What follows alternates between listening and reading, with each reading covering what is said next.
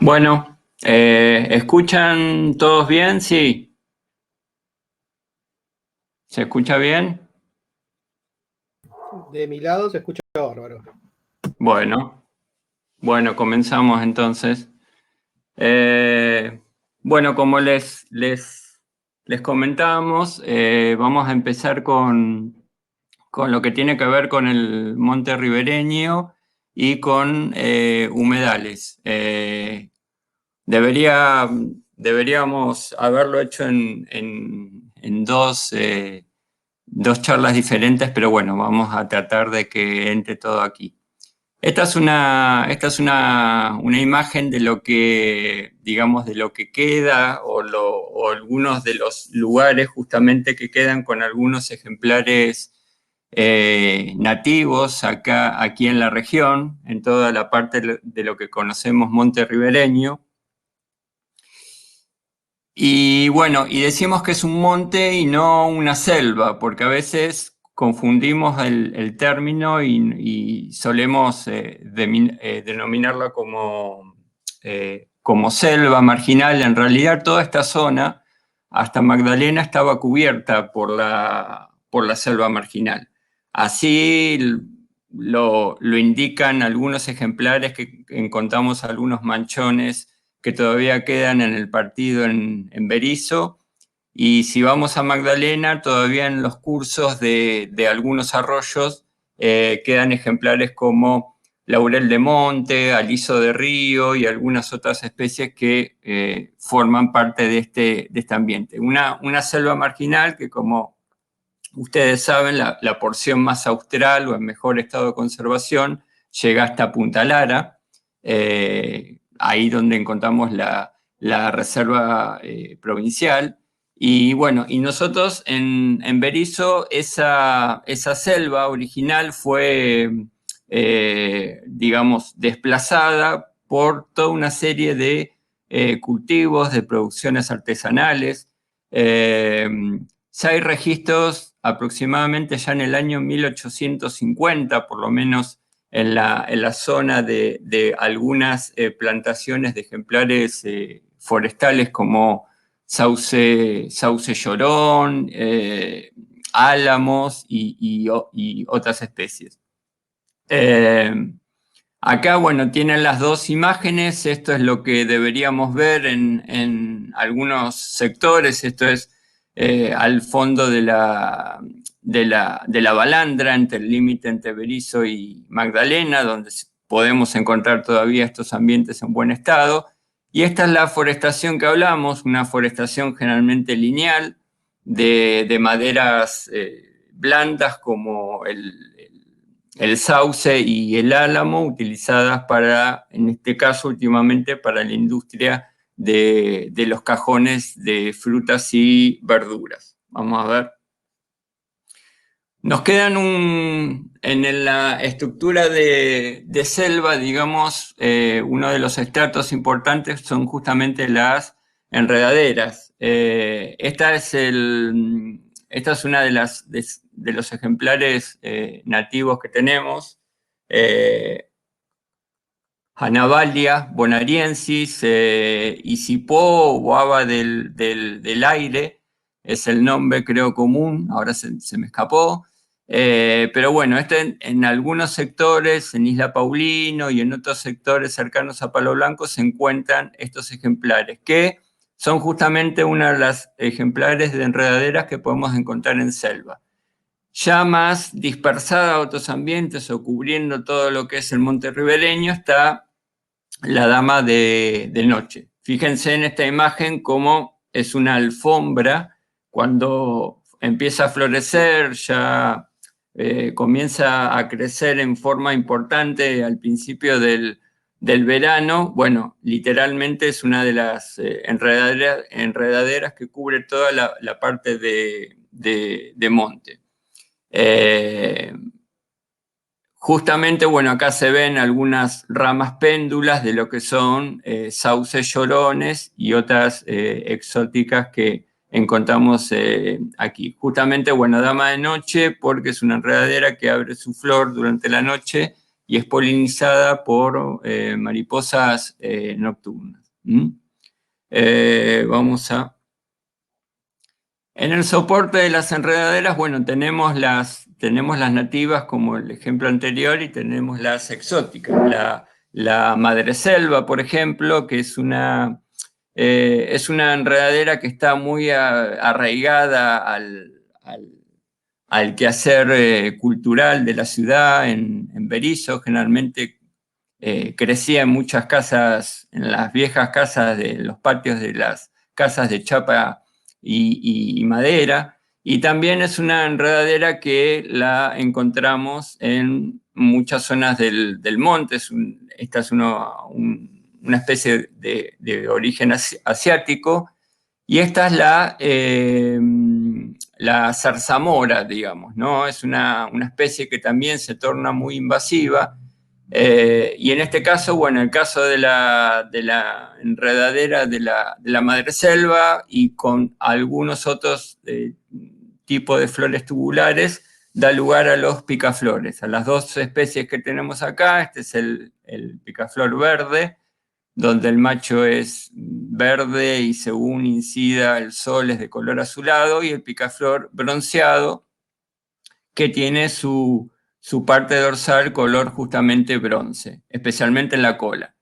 En este caso, ahora en invierno, el picaflor bronceado es la especie que se queda acá en la región, y el verde migra un poco más a las provincias del norte. Esto es una estructura, digamos, que tiene en ciertas partes el monte, y que nos remite también a ambientes selváticos en algún momento. Bueno, estos son en el caso de las aves acuáticas. Dentro del monte también encontramos, en el monte ribereño en Berisso, encontramos enormes extensiones de pajonales y sitios inundables, y entonces eso da lugar a 2 o 3 especies. En este caso es la garza mora, que son de hábitos solitarios. Podemos ver un ejemplar o 2 generalmente. Lo mismo pasa con el ocó colorado.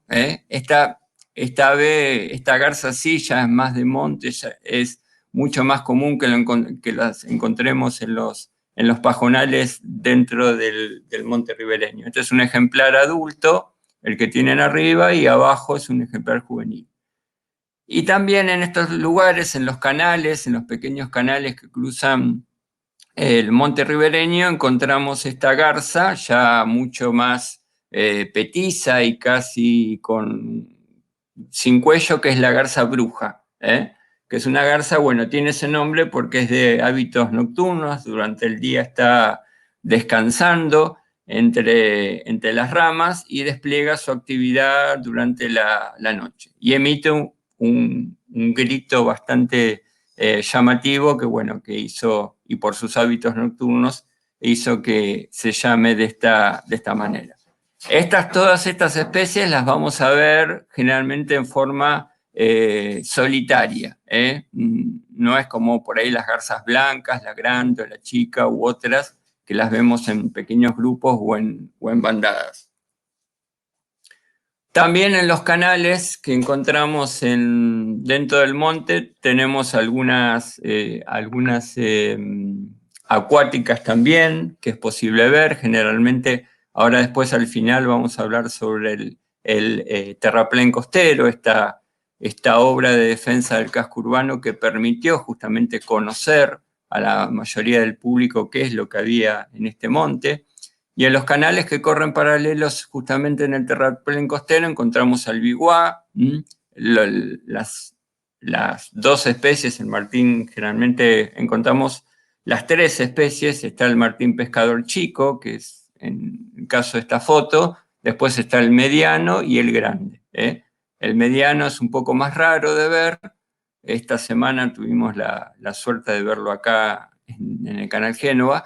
Y acá, bueno, son en este caso las pollonas y un coipo, ¿no? Estas son las imágenes que podemos llegar a encontrar en estos ambientes, que es, en realidad, el monte ribereño también se lo conoce como monte higrófilo, o sea, toda su vegetación estas plantaciones, aún hechas por la mano del hombre, son especies adaptadas perfectamente a soportar las crecidas del río, soportar durante cierto tiempo un alto nivel de agua, y eso les permite, digamos, desarrollarse en forma correcta en estos ambientes.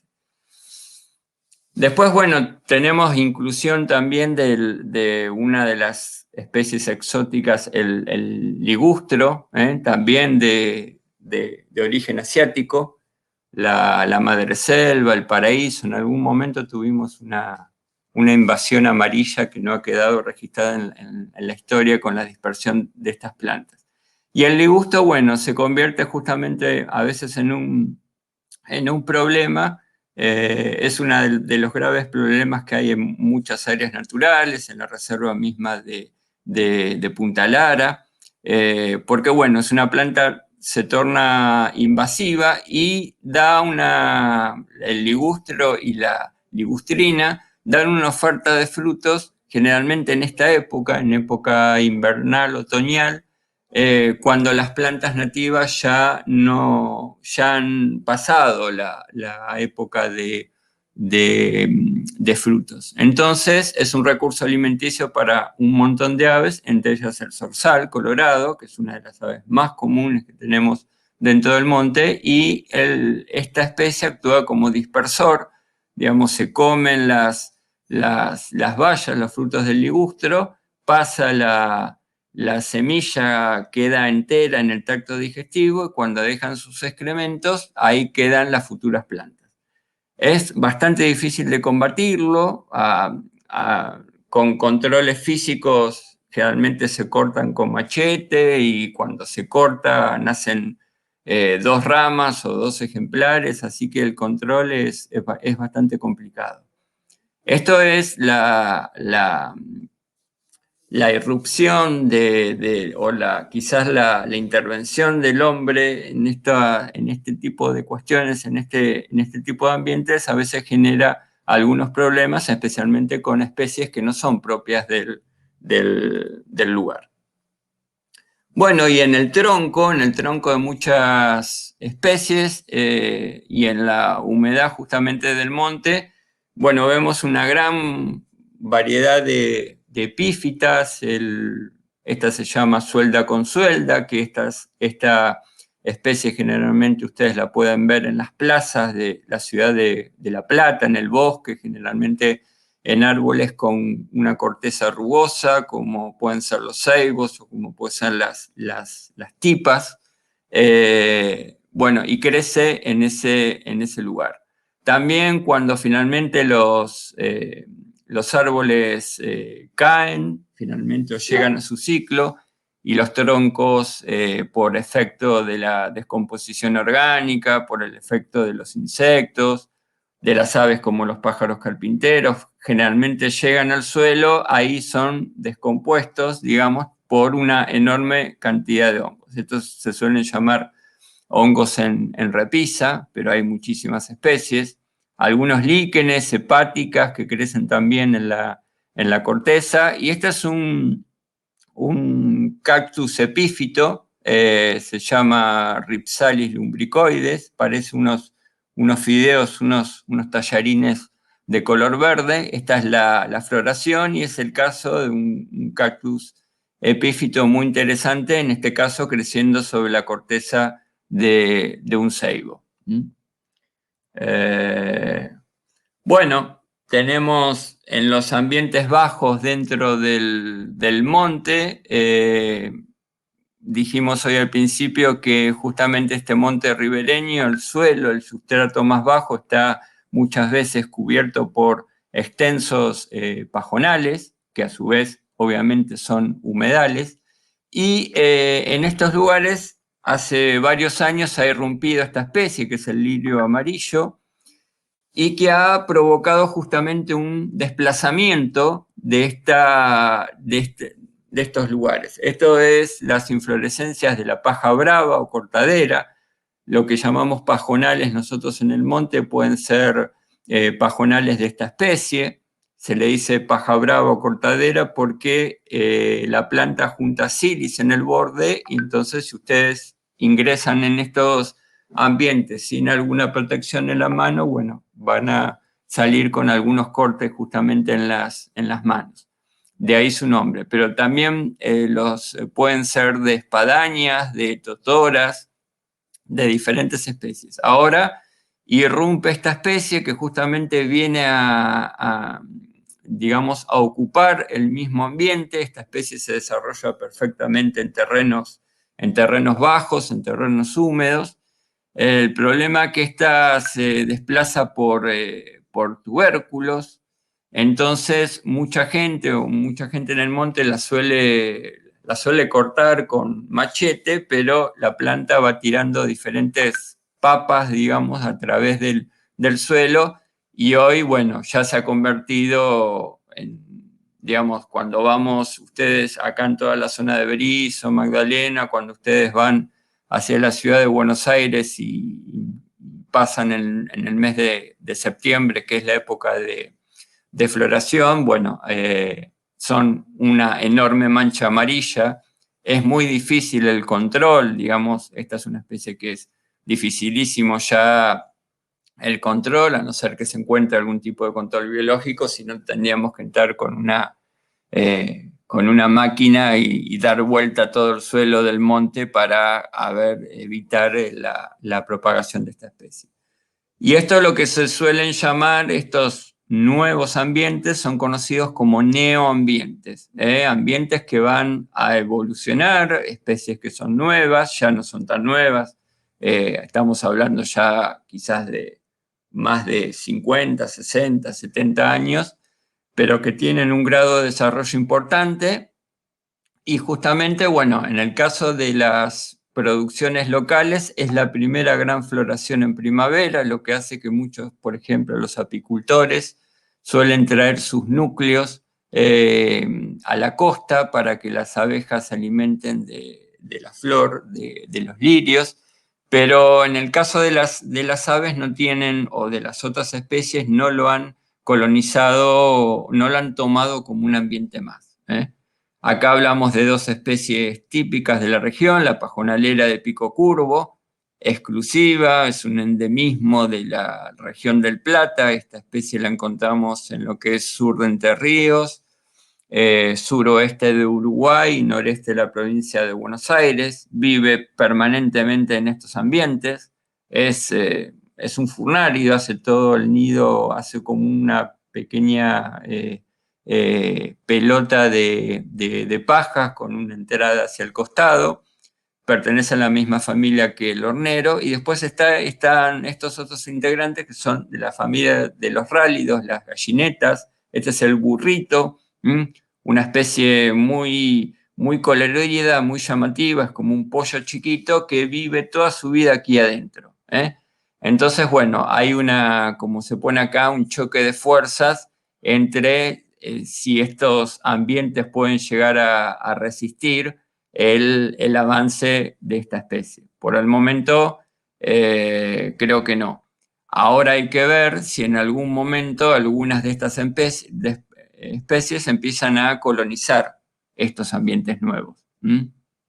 Quizás suceda, quizás no, eso lo dirá y lo veremos con el tiempo. El caso de muchos troncos, muchos árboles, entonces tenemos, en el caso de los carpinteros, el carpintero digamos, más común que podemos encontrar aquí es el carpinterito bataraz, es el que tenemos aquí abajo.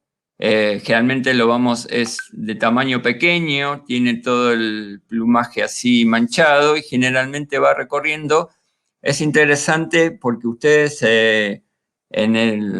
si van caminando por el monte ahora, especialmente en esta época en otoño-invierno, y está el monte en silencio, se escucha, lo pueden detectar el carpinterito por el ruido que hace, el golpeteo que hace en los árboles.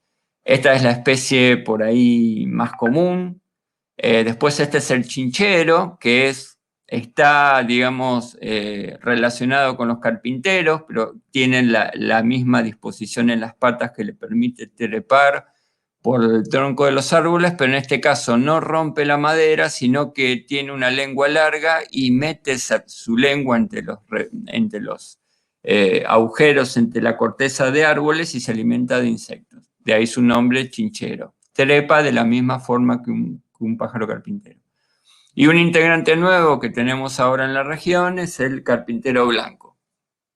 Es una especie que proviene de la región centro y norte del país. Se lo empezó a ver en la zona de norte de la provincia de Buenos Aires y ahora ya lo tenemos aquí en la región, con un registro de nidificación justamente en Isla Paulino. Es una especie muy llamativa, muy ruidosa, tiene un grito muy particular y se suelen desplazar los grupos familiares, a veces pueden ver 2, 3 y hasta en Berisso se han visto hasta 7 ejemplares juntos. En este caso tienen un recurso interesante que estos se alimentan de los panales de avispa camoatí, cosa que no hacen el resto de los carpinteros aquí en la región.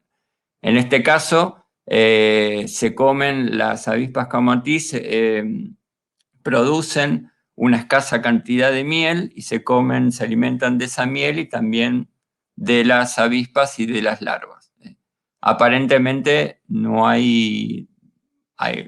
debe existir algún tipo de defensa porque obviamente las avispas se van a defender, pero es impresionante cuando llega un grupo familiar sobre un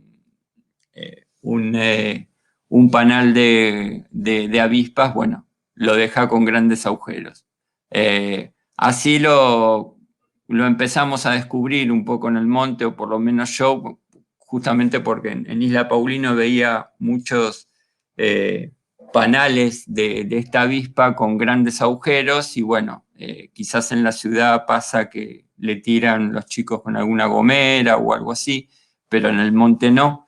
Y bueno, después pudimos corroborar que esta es la especie que se alimenta, explotando un recurso alimenticio que no lo utilizan el resto de los carpinteros aquí en la zona.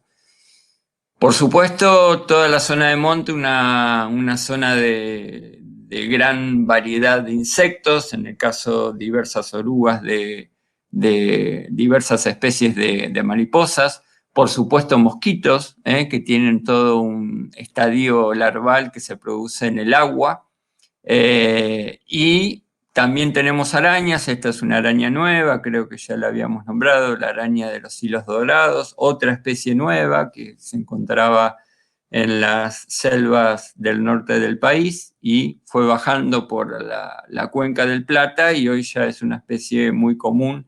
Hasta esta época la podemos llegar a ver. Ayer estuve en Isla Paulino y encontré un ejemplar. Ya ya empieza a hacer mucho frío, es como que desaparecen. Pero a mediados del verano y en el otoño, bueno, se llena de esta especie en el monte. Otro caso también de nuevas especies que se vienen corriendo, que vienen buscando nuevos lugares de distribución. El caso de las rapaces, las diurnas y las nocturnas, bueno, este es el tahuató o gavilán ribereño, me gusta más ese nombre, porque lo podemos encontrar, ahora es un ave que la encontramos también en los ambientes urbanos, pero es uno de los gritos y las especies más comunes en el monte ribereño, en Berisso. Y este otro es el gavilán mixto, que es una especie que justamente ahora se ha hecho muy exitosa en toda la región, especialmente en las ciudades, en la ciudad de La Plata. Acá tenemos más de una pareja en Berisso, los que anden ahí por Montevideo y Once, a veces si prestan atención, hay mucho revuelo de palomas entre la Escuela 2, el ex edificio del Correo, y bueno, justamente es el gavilán mixto que se alimenta de palomas, las puede capturar en vuelo, se las alimenta de los pichones. Y las nocturnas en el monte, en el caso del alilicucu, que es una de las lechucitas más comunes que tenemos en el monte ribereño, y el lechuzón orejudo, un poco más difícil de ver, pero estos, por ejemplo, hay ejemplares en el bosque de La Plata y en algunos lugares más urbanos. Por supuesto, haciendo un control de roedores de diversas especies durante la noche. Este es el elenco más o menos de rapaces más comunes que podemos encontrar en el monte. También, bueno, lo que llamamos las bandas ribereñas, o sea, acá encontramos algunas especies de aves que las encontramos durante todo el año, que son residentes, el caso de Juan Chiviro, por ejemplo. Y este, por ejemplo, es un venteveo rayado, que es una especie migratoria. Hay varias especies que nos visitan en primavera. Este es el frutero, el celestino.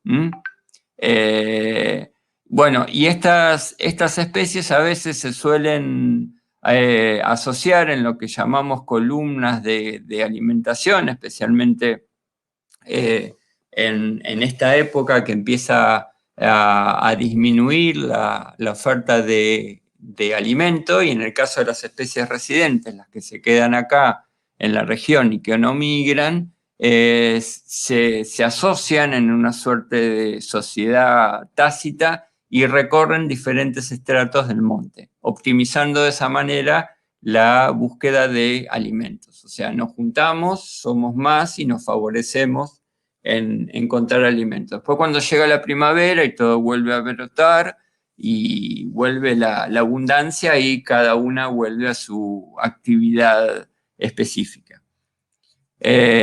Pasa también acá, en el caso del pitayumí, la tacuarita, los arañeros, digamos, son especies muy recorredoras.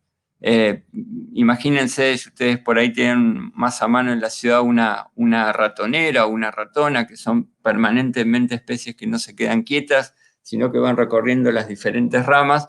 Bueno, en este caso, en el caso del pitayumí, por ejemplo, en primavera-verano está muy alto en la copa de los árboles. Se lo escucha cantar, pero está muy alto. Y ahora, en estos tiempos, baja y forma parte de estas asociaciones, de estas pequeñas bandaditas que pueden ser 4, 5 o 6 especies.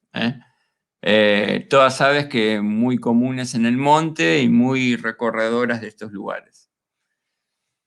Bueno, lo que tenemos acá también son los registros de gatos monteses en el monte ribereño. El gato montés, justamente esta es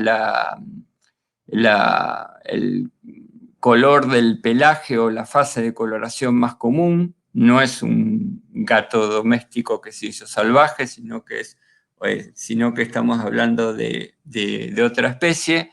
Y en diferentes lugares del monte todavía encontramos, se encuentran registros.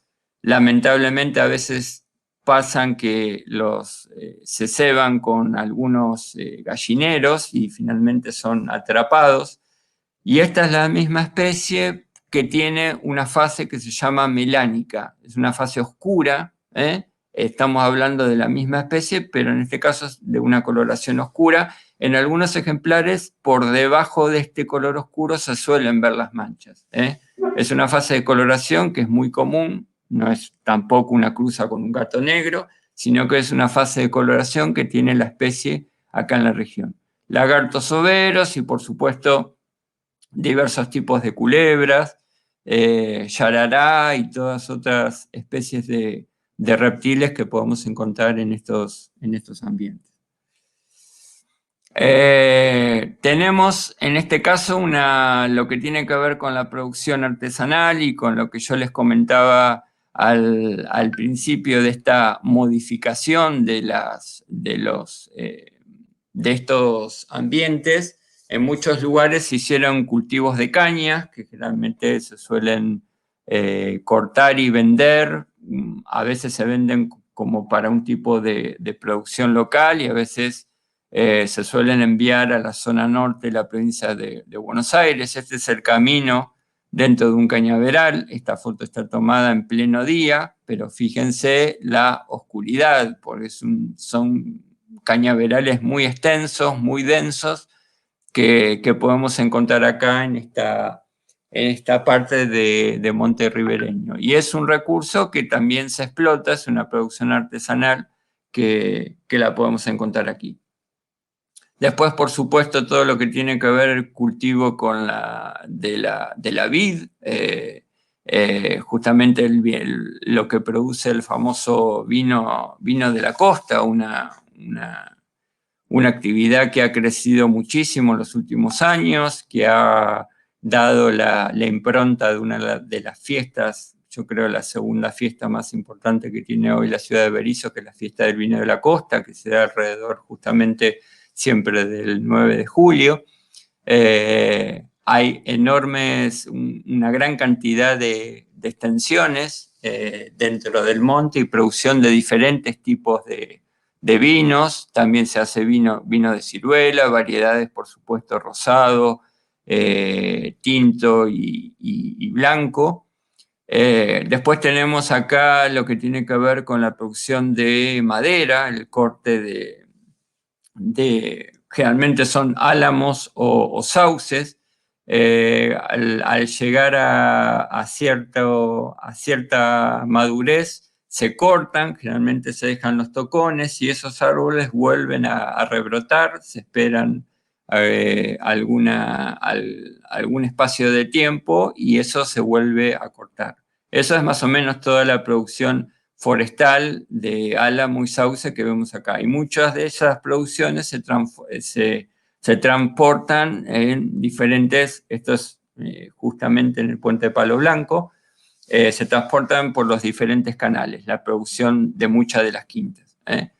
Y acá vamos a ver, esta es una zona justamente de camino a Palo Blanco, una fisonomía de este monte, y justamente un pajonal, un humedal, y tienen esta suerte de vía, es un sistema de zorra o vía que se llama de Decauville, es un sistema de origen europeo que se utilizaba a principios del siglo pasado para cortar la madera, hacer esta suerte de picadas, y estas vías se van armando, se van ensamblando los pedazos unos con otros. Se abre la picada, se pone esta vía y transportan unos carros metálicos donde arriba de esos carros se transporta, en este caso, lo que sea caña, madera, o a veces se suele sacar la producción de algunas quintas también. Esto es una fisonomía, algo que se suele ver mucho en la zona del monte. Y acá vamos a pasar brevemente porque hablamos también de humedales y bueno, estamos en unos momentos en estos últimos años donde hemos escuchado muchísimo el término de humedales. Estamos esperando una ley de humedales que está siendo cajoneada en estos últimos años con un gran lobby del agronegocio o agroinmobiliario, si se quiere, para que no salga. Pero bueno, los beneficios que brindan los humedales rápidamente, hay diversos beneficios que tienen que ver en este caso con el aprovisionamiento. En el caso de agua dulce, son lugares donde nosotros encontramos un almacenamiento justamente del agua que se utiliza a veces con usos domésticos, industrial o agrícola. Necesitamos humedales y necesitamos gran cantidad de agua dulce para, por ejemplo, riego de los diversos cultivos. A veces suele ser acá en la región una importante fuente de proteínas para la comunidad, lo que es el consumo de pescado, ya como una pesca artesanal o como algún tipo de pesca deportiva, segmento de turismo deportivo, como lo vimos en la charla anterior. Y también los humedales proveen de diferentes recursos, en caso de animales silvestres, leña, forraje y frutos. Están relacionados con lo que tiene que ver con la regulación del clima. A nivel local influyen sobre los fenómenos de precipitación y temperatura, son grandes fijadores de carbono. Son importantísimos en lo que tiene que ver con la retención y la eliminación del exceso de nutrientes, o sea, el agua ingresa por un sector a un humedal, a un pajonal.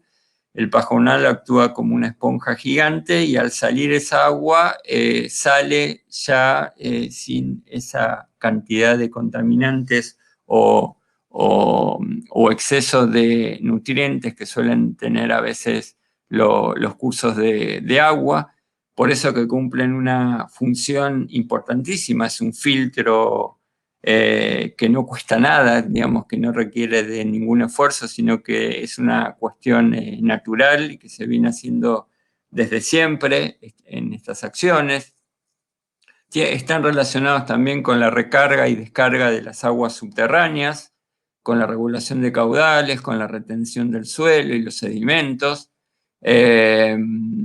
También tienen que ver con la amortiguación contra inundaciones. Uno deberíamos pensar, por ejemplo, en el monte ribereño, que es una enorme extensión de defensa que tiene el partido de Berisso. Es un sistema, un enorme ecosistema que previene y regula un poco las crecidas del río, las incursiones de las sudestadas. A veces uno debería pensar qué pasaría si no está ese monte, ¿no? Cuánto más fácil llegaría el agua o cuánto se complicarían muchísimo las actividades urbanas. Por supuesto que también, además de los otros beneficios, brindan brindan beneficios culturales, como tiene que ver con que son lugares de turismo, de ecoturismo, de pesca deportiva, de turismo de acercamiento, perdón, a la naturaleza, un poco lo que solemos hacer muchas veces a través del museo. El valor cultural de diversas culturas, de pueblos, de los primeros pobladores que tuvo la región, asociada justamente a la actividad de esos humedales. También los educativos, fundamental. Nosotros en el 2019 hicimos un proyecto que creo que fue muy importante para el partido de Berisso con todas las escuelas primarias, que estuvo justamente hablando y poniendo en contacto a los chicos con los humedales, sitios importantísimos para la educación formal y no formal, y también, obviamente, para estudios y monitoreos ambientales. Y quizás en último lugar, pero habría que ponerlo primero, que justamente lo que tiene que ver como hábitat de biodiversidad. Nosotros no queremos que los humedales se conserven para preservar alguna especie de ave o alguna especie de reptil o anfibio. No solamente se debe conservar por eso, que en sí es un objetivo muy importante, sino por todo lo que nombramos anteriormente. Todo el beneficio la manera en que nos atraviesan estos humedales y que hoy son importantísimos para las ciudades y los ambientes urbanos. O sea, hoy ya no hablamos de humedales para observar flora y fauna, sino que hablamos de humedales que están relacionados con el cambio climático, con los aportes que pueden brindarnos y que son ambientes fundamentales que tienen que quedar algunos, en su mayoría, como justamente receptores de esas enormes cantidades de agua y de lluvia que estamos teniendo en los últimos años. Bueno, y hablamos de una obra justamente del terraplén costero, ya estamos terminando. Acá tenemos la ciudad de Berisso, acá tenemos toda la franja de monte ribereño. Este es canal Río Santiago, que finalmente va a desembocar en el canal del puerto de La Plata y que da origen al nombre del delta de Río Santiago. Y esta es una obra que se hizo justamente para proteger a todo el casco urbano de la influencia del río. Una obra muy importante que creo yo en su momento fue mal comunicada, entonces dio motivo bueno, a muchos comentarios, a cuestiones que detrás del terraplén se venía todo un loteo inmobiliario, bueno, muchísimos problemas que a medida que avanzaba la obra y que, digamos, se fue consolidando, se fueron disipando.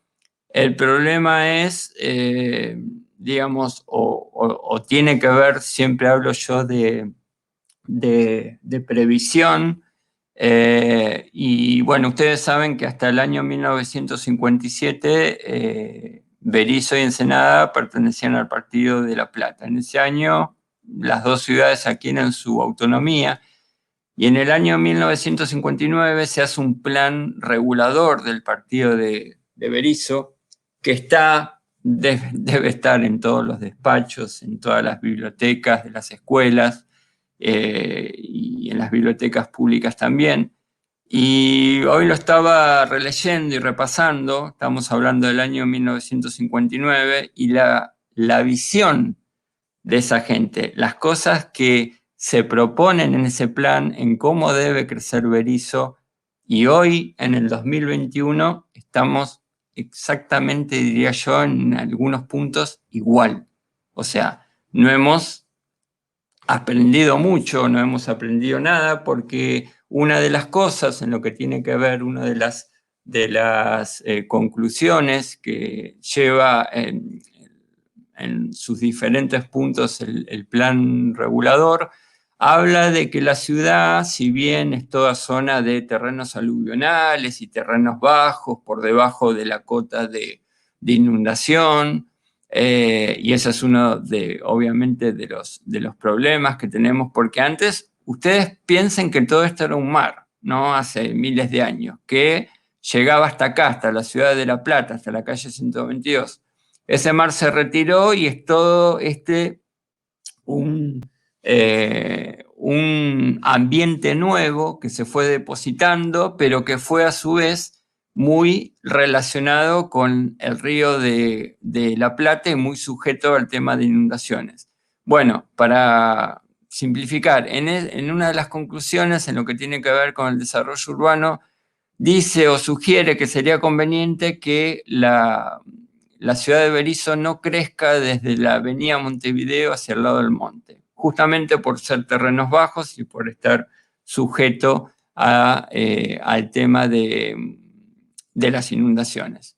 Bueno, obviamente nadie escuchó eso, sino que la planificación quizás en ningún momento se hizo justamente planificada, sino que fue un poco así, no sé, con las oportunidades de cada uno, con algunos loteos privados y diferentes cosas, que después, en el año finalmente, no me acuerdo cuándo se inaugura el terraplén, pero será 2014, 2013 o por ahí, o quizás antes, perdón, no recuerdo la época. Después de casi 60 años después, tenemos que hacer un terraplén costero para proteger la ciudad. Esa es una de las cosas de previsión, que es un poco las que hablamos. Y acá es cuando empezó la obra, se fue abriendo, por supuesto, con máquinas y se fue haciendo toda la traza. Acá hay una fotografía aérea más interesante. Acá vemos al final la zona del puerto y del delta de Río Santiago, el Río de la Plata. Estos verdes son las lagunas y canteras de las que hablamos la charla pasada. Y bueno, se fue haciendo toda esta obra que en un principio fue muy interesante porque a mucha gente le permitió conocer qué había en este monte. Porque todos hablaban de monte ribereño, pero mucha gente desconocía que había, y cuando en su primera parte se empezaron a hacer actividades deportivas. Nosotros empezamos con las primeras salidas de caminatas, observación de aves, empezamos a salir con algunas escuelas, después utilizamos, como hicimos hace poquito, la parte del terraplén para comunicarnos con el Camino de Palo Blanco y finalmente salir al río. En ese momento, bueno, se hacían, por supuesto, caminatas, bicicleteadas, una enorme actividad. Y después, bueno, con el cambio de gestión en el 2015, literalmente esa obra se abandonó. Y lamentablemente, cuando los lugares públicos se abandonan, dan lugar al vandalismo, a toda una serie de problemas, de basurales, de deforestación, de caza furtiva. Lamentablemente el terraplén costero tiene toda una serie de estaciones de bombeo. Bueno, esas estaciones fueron vandalizadas, robados los tableros, toda una serie de cosas que, bueno, que lamentablemente ahora se anuncia un nuevo plan, una nueva puesta en valor, y digo, me parece que no debiera pasar esas cosas. Primero, si hay un cambio de gestión y tenemos una obra pública de esa envergadura, no podemos dejar abandonarla literalmente porque fue un emblema de la gestión anterior. Eso por un lado. Y por otro lado, hoy escucho que va a haber una puesta en valor de más de 100 millones de pesos ahora en el terraplén, porque hay que reponer todo el tema de tablero, funcionamiento, hay que agregar toda una capa de calcario que se voló literalmente todos estos años con el viento, van a volver a dragar todos los canales, digamos, previsión de estas cosas, ¿no? Porque pasan estas cosas y quizás los 100, no sé, 110 o 120 millones que se va a destinar hoy a poner en valor el terraplén, seguramente, y en esta época que estamos pasando de pandemia, seguramente podría haber sido muy interesante destinarlos en otras cuestiones. Digo yo, no es una crítica, sino las cosas que hacemos mal, cómo se abandonan estas cuestiones y nos siguen costando dinero a un bolsillo que no es muy abultado, ¿no? Y esto también tiene que ver con el tema del patrimonio natural, con el tema de cómo se cuidan y se conservan estos ambientes, y bueno, y que tienen que existir porque tienen una función, cumplen una función y un montón de beneficios para nosotros. Acá es una foto muy interesante de los neoambientes. Este ciervo es el ciervo de los pantanos. No hay en Berisso, había, generalmente en los registros arqueológicos de los primeros pobladores, había ciervo de los pantanos y otras especies aquí en la región que ocupó la ciudad. Pero en el caso es, por supuesto, el ejemplar más hermoso y más grande que tenemos en toda la zona del delta de Paraná, en los esteros de Iberá, pero se está viendo que este ciervo está viviendo y zafando, entre comillas, en las forestaciones de árboles exóticos que hay en el delta del Paraná. O sea, encuentra alimento y encuentra sustento en estas nuevas estas nuevas actividades dentro de un ambiente. Por supuesto que está mucho mejor caminando entre bañados y entre pajonales, que así es su vida natural. Pero esta es un ejemplo de una posible salida, si se quiere, en lo que tiene que ver con estos nuevos ambientes, de cómo la fauna los puede ir incorporando y puede seguir desarrollándose en estos lugares. Imagínense la importancia de un ciervo autóctono, por supuesto emblemático, de acá la zona norte de la provincia de Buenos Aires, que puede seguir existiendo en estos lugares, ¿no? Esto es producción y naturaleza, no es producción versus naturaleza, ¿eh? Bueno, y para terminar, ahora sí, termino, disculpen. Bueno, esta es una foto que, como digo yo siempre, esta foto tiene que estar colgada en muchos despachos de diferentes funcionarios de diferente rango en la región. Esta es una fotografía satelital de 2 o 3 días después de la inundación de la ciudad de La Plata. Para que se ubiquen, acá tenemos la ciudad de La Plata, acá está la refinería, ciudad de Ensenada y ciudad de Berisso. Este enorme curso de agua ensanchado es el arroyo El Pescado. Por pendiente, la ciudad de La Plata está más alto que nosotros y por pendiente, toda el agua baja hacia el río de la Plata. Acá tenemos una extensión, el humedal más grande que ocupa todo el centro del partido, que es el Bañado de Maldonado. De esta manera, el Bañado de Maldonado actuó como una esponja gigante, reteniendo y absorbiendo todo el exceso de agua que bajó de la ciudad de La Plata. En un evento extraordinario, donde una nube se paró sobre la ciudad de La Plata y descargó casi 400 milímetros en un día. Un evento extraordinario, pero que bueno, que sufrió en una ciudad proyectada, diseñada, universitaria, fue un impacto tremendo y difícil de olvidar.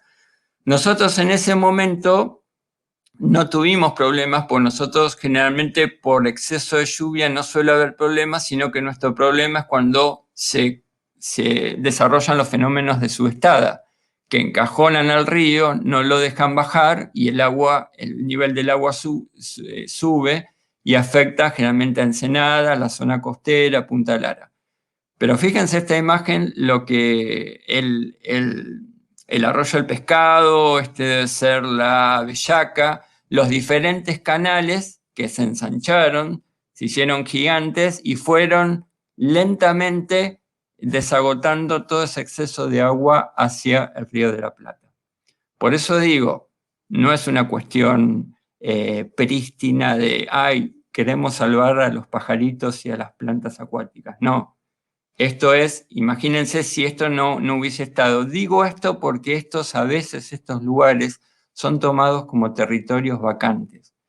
Yo siempre digo la mirada, ¿no? Con que uno ve las diferentes miradas, uno puede estar acá y observar este lugar y leer el terreno y saber en un chasquido de dedos que es una zona baja y que siempre ha sido una zona baja y que siempre va a funcionar como una zona baja.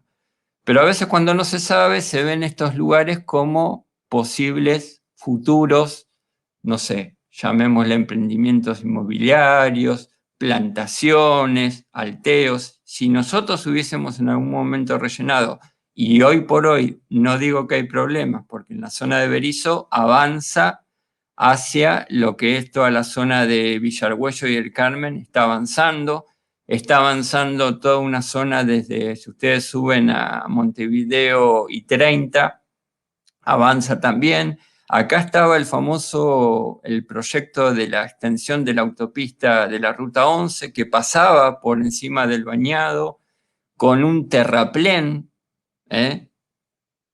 pasar en un sitio bajo con un terraplén creo que es la peor solución hidráulica que pueda haber.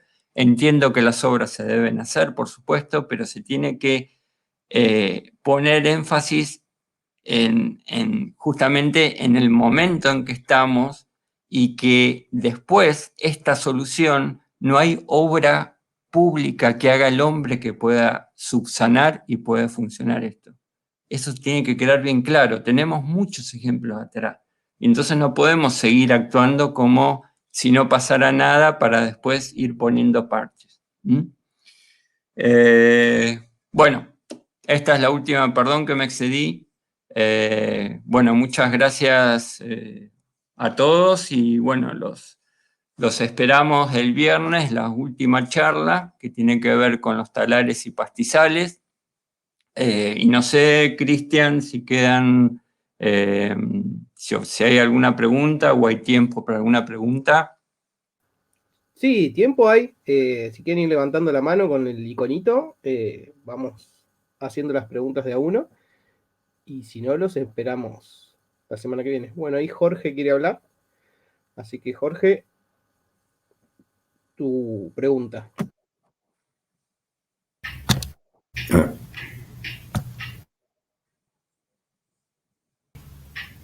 Ahí está. Nosotros hemos tenido ecológicas. Digamos, el terraplén costero tiene un inicio y una finalización.